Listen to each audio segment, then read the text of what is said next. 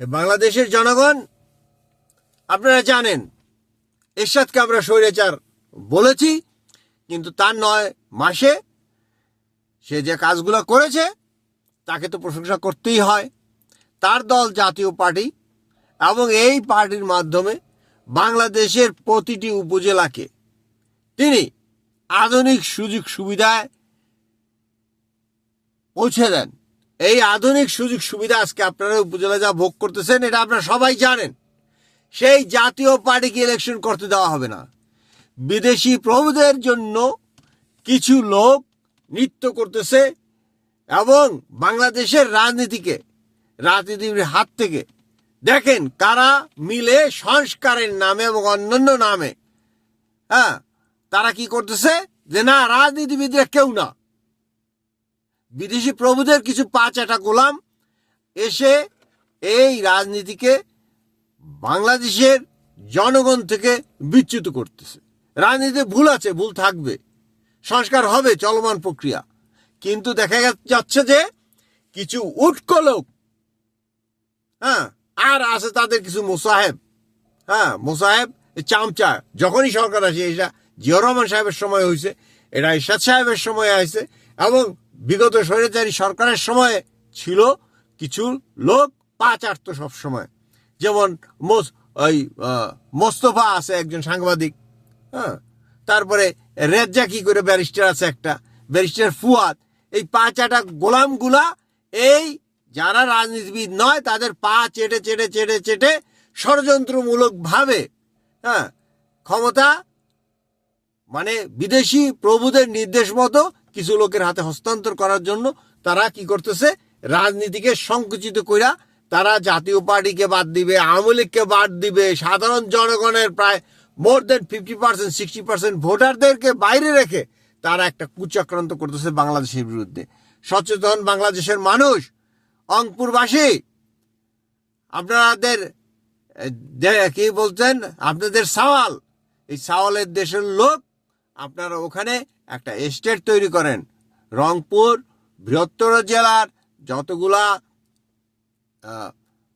District হয়েছে সবগুলো মিলে একটি এস্টেট বা একটি রাজ্য তৈরি করেন। কাজেই আপনাদের ছেলের সম্মান, আপনাদের ওই সাওয়ালের সম্মান বাঁচাতে হলে কোনো বিকল্প নাই। আপনাদের কাছে ওই ঐক্যটা গড়ে তুলতে হবে যে কয়েকজন যারা আমলা শ্রেণীর বা ওই তথাকথিত বিদেশি এজেন্টের কারণে বাংলাদেশ যেন পিছিয়ে না যায়। নোবেল বিজয়ী প্রফেসর ইউনূসকে কতগুলো কুচক্রী মহল তাকে কুমন্ত্রণা দিয়ে বাংলাদেশের গণতন্ত্রকে নিয়ে খেলাধুলা করছে। স্বৈরাচার শেখ হাসিনা বলছিল যে ইলেকশনে আসো। জামাতকেও বলছিল, বিএনকেও বলছিল এবং অন্যান্য দলগুলোকেও বলছিল। কিন্তু তার যে পূর্বের যে ইলেকশনের যে সে ক্যারিকেচার করেছে, যে ষড়যন্ত্রমূলক ভাবে দেখা গেল যে তার দলের লোকগুলারে জিতাই নিয়ে আসে বা ডিক্লারেশন দিয়ে নিয়ে আসে, সেইখান থেকে সে মুক্ত নয়, কিন্তু সমস্ত দলগুলোকে কিন্তু ওপেন রাখছিল। কিন্তু এখন দেখা যাচ্ছে যে বিদেশি প্রভুর ক্রীড়ানকরা ষড়যন্ত্র করতেছে যে বাংলাদেশের অনেক লোকের দুটি দল, একটা আওয়ামী লীগ এবং একটা জাতীয় পার্টি, তাদেরকে পরীক্ষায় অবতীর্ণ হতে দেবে না, পরীক্ষার বাইরে রাখবে তাদেরকে। দেখেন চক্রান্তটা কত বড়। হে বাংলাদেশের সাধারণ জনগণ, আপনারা সতর্ক হন। এই যে এরা গণতন্ত্রবিহীন লোক, কারণ তারা পলিটিক্স করে না, তারা আইসা এখন কি করতে থাকে, বাংলাদেশে জনগণের যেই রাজনৈতিক অধিকার সেটাকে তারা কি করতেছে, টুইস্টিং করতেছে একেবারে সবার সামনে। কারণ আওয়ামী লীগ এবং জাতীয় পার্টি ছাড়া ইলেকশন যেটা হবে সেটা হলো 40% লোকের ইলেকশন, তার মধ্যে জয়ী কি আর বিজয়ী কি, আর পিওর তো হইলো আমি চিনি না জানি না এমন একটা লোকের বানাই দেওয়া।